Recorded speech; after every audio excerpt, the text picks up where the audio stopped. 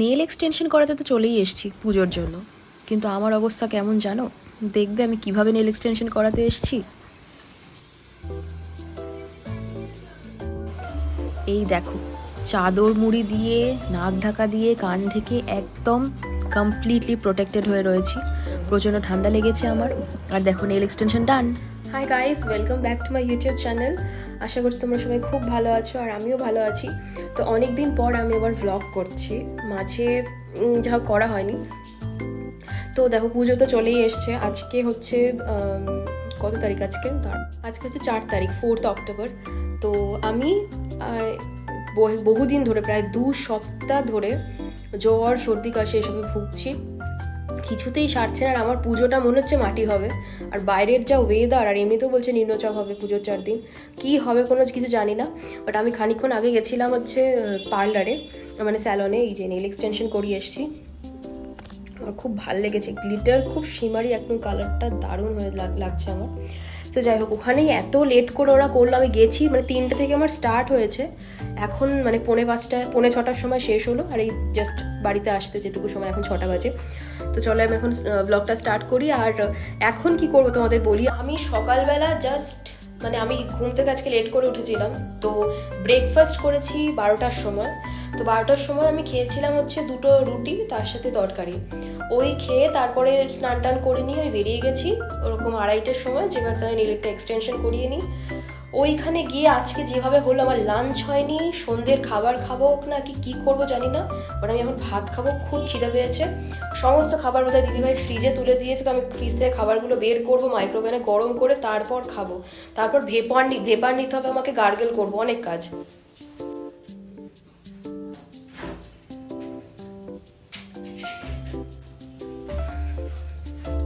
এত ঠান্ডা লেগেছে, ফ্রিজের ওই ঠান্ডাটা নিতে পারছি না আমি।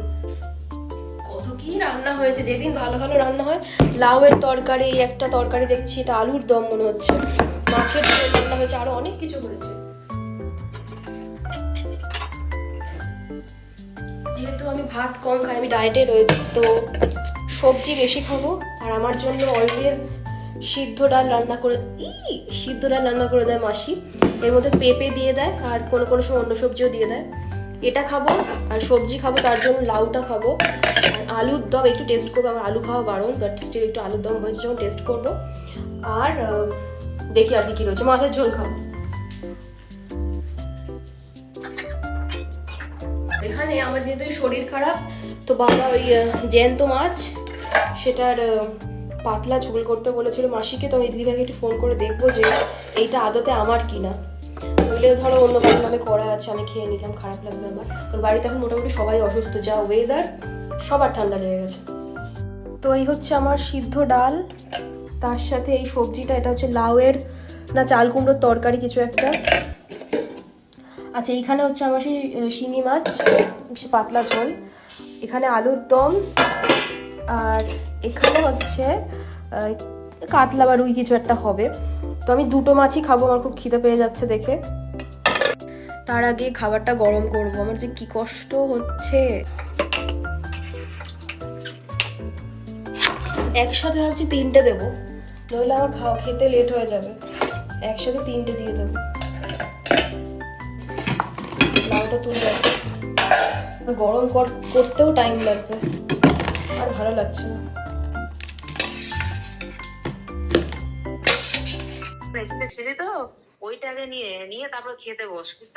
আমার খুব খিদে পেয়ে গেছে, ওই জন্য আমি আগে খেতে বসছি। তাহলে খেয়ে নিয়ে তারপর একটু গরম জল খাস অল্প করে। ঠিক আছে, আচ্ছা ঠিক আছে, হ্যাঁ হ্যাঁ রাখ।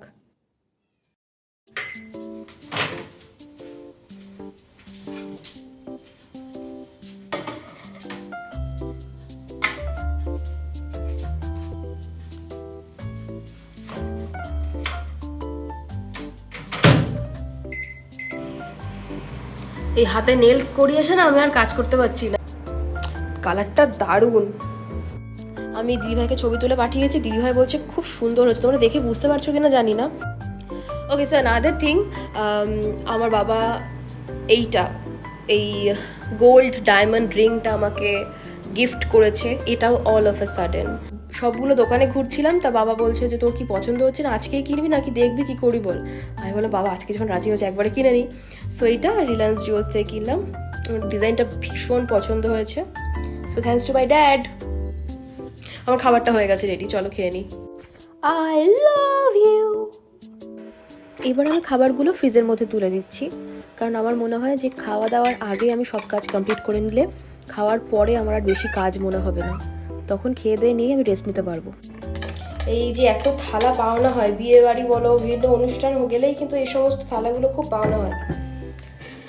কি লাউ কলা না কি একটা নাম বেশ, তো যাই হোক, তো এইগুলোকে শুধু গুছিয়ে রেখে দেবো বলো, এগুলো তো ইউজ করতে হবে। তার জন্য আমি আর দিই ভাই দুজনের জন্য দুটোই বের করে নিয়েছি, আমরা এগুলোতেই খাই রোজ দিন। আমি এবার খেয়ে নেবো খাবারটা, খুব খিদে পেয়েছে। তো শরীর আমার প্রচণ্ড খারাপ, তাই জন্য আমি ভেপার নেবো এখন। আমার ভেপার নিতে একদম ভালো লাগে না, কিন্তু কিছু করার নেই, কয়েকদিন পরেই পুজো, আর পুজো না থাকলেও শরীর সুস্থ রাখাটা খুব দরকার, তাই জন্য আমি খুব কষ্ট করে হলেও ভেপারটা নিচ্ছি, কারণ দিদিভাইও বলেছে। আর আমি যত কষ্টই হোক আমি ভেপার নিই না, বাট এইবার আমাকে এতভাবে কাবু করে দিয়েছে জ্বর সর্দি কাশিটা, ভেপার নিতে বাধ্য হচ্ছি। তো এইবার যতই যাই বলো, ঠিক যেন পুজো ওয়েদার নেই, পুজো এনভায়রনমেন্টটাও নেই, কেমন বৃষ্টি হচ্ছে, তার উপরে দেখছি পাড়ায় গান টানও এখনও বাজছে না, ঠিক যেন মন মানসিকতাটাও পুজোর মতো লাগছে না। আর অবশ্যই অবস্থাটাও সেরকম রয়েছে, সিচুয়েশনটাও এরকম হয়ে গেছে, তোমরা সবাই জানো আরজি করের কথা, আর কিছু বলার নেই এসব নিয়ে। তো যাই হোক, আমি এখন মধু আর গরম জল খেয়ে নিচ্ছি, দারুণ টেস্টি লাগছিল খেতে, মনে হচ্ছে খেয়েই যাই, মানে মধু খেতে যে কী ভালো লাগে। আমি ফিরেছি তখন 6টা বাজে, আর এখন বাজে হচ্ছে 6:45। প্রায় 50 মিনিট ধরে সমস্ত কাজ কমপ্লিট করে এসে এবার আমি বসলাম একটু রেস্ট নেব। আরে সেই কখন আমি ভিডিও লাস্ট করেছি, তারপর এখন বাজে 11টা রাত্রিবেলা। আগের দিন একটু মাটন খেতে ইচ্ছা হচ্ছিল, চাইনিজ খেতে ইচ্ছা হচ্ছিল, মোমো ভীষণ খেতে ইচ্ছা করে, তো আজকে ফাইনালি আমি ভাবলাম যে একটু রাত্রিবেলায় মোমো খাবো। এই দেখো ফ্রোজেন মোমো, এই জিনিসটা এতে একটা প্যাকেটে 8টা পিস থাকে, আর এগুলো একটা নিয়েছে হচ্ছে 105 টাকা করে। তো এইটা আনালাম, মোমো খেতে যেহেতু ইচ্ছা হচ্ছিলো, এবার বললাম সে যে দোকান থেকে আনি না কেন অ্যাটলিস্ট আধ ঘন্টা লাগবে। তো কিছু ওষুধ খাবো, কারণ আমার জ্বর সেরেছে, বাট বাকি জিনিসগুলো সারেনি।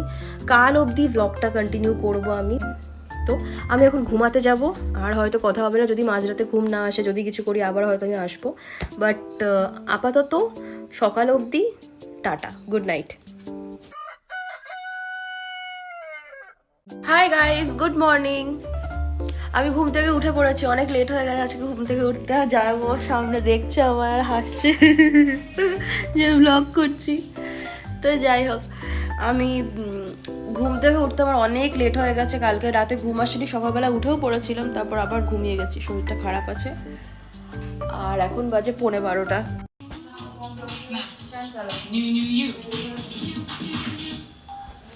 চায়ও এসছে, তো তার জন্য দিভাই বসতে দিচ্ছে ওকে। দিভাই কি সুন্দর লাগছে দেখতে। আর একটু আমি জন্মেও টিভি দেখি না, দিদিভাই বললো টিভি দেখ, এবিপি আনন্দ। আগে ছোটোবেলায় এবিপি আনন্দে এরকম স্ক্রিনের বাঁদিকে ছোট করে প্রতীক্ষার এতদিন পরে আবার পুজো স্টার্ট হবে, আজ মহাষষ্ঠী, আজ মহাসপ্তমী, এরকম পড়লে মানে লেখা থাকতো স্ক্রিনে, খুব সুন্দর লাগতো দেখতে। এখন সেসব দিন কোথায় চলে গেল। তো আমি চান করে চলে এসেছি, এখন 1:30 বাজে। আর আজকে অনেক দিন পর আমি শ্যাম্পু করলাম চুলে, কারণ যেহেতু ঠান্ডা লেগেছিল, বহু দিন শ্যাম্পু করা হয়নি, চুলটা কেমন একটা অড লাগছিল দেখতে, তো শ্যাম্পু করে নিলাম। এবার যেহেতু আবার মানে ভয় লাগছে যদি আবার ঠান্ডা লেগে যায়, তো আমি এক্ষুনি আবার হেয়ার ড্রায়ার দিয়ে চুলটা শুকিয়ে নেবো, ওই জন্য আর গামছা জড়ালাম না মাথায়। আমি আশা করছি ব্লগটা আর কন্টিনিউ করতে চাইবো না, এখানেই ব্লগটা শেষ করছি। তোমরা সবাই ভালো থেকো, সুস্থ থেকো, আর পুজো খুব ভালো করে কাটিও। টাটা।